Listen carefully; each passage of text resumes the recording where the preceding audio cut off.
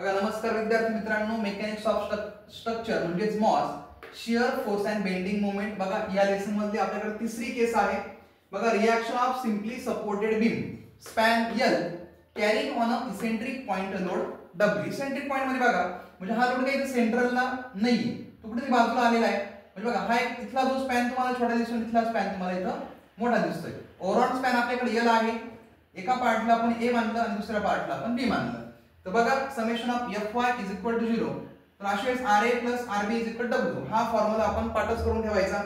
लक्षात घ्या summation of MA is equal to 0. Momentum मध्ये बघा RB साठी काय फॉर्म्युला बनणार आहे आपला W into A upon L. म्हणजे इकडचा हा एवढा स्पॅन RB साठी, म्हणून लोड इंटू हा A त्याला आपण ओव्हरऑल स्पॅन म्हणजे L, आणि RA साठी आपल्याकडे फॉर्म्युला बनतो W into B upon L. फक्त हे फॉर्म्युले लर्न करून ठेवा आणि याच्यावरचे प्रॉब्लेम आपल्याला 4 मार्कासाठी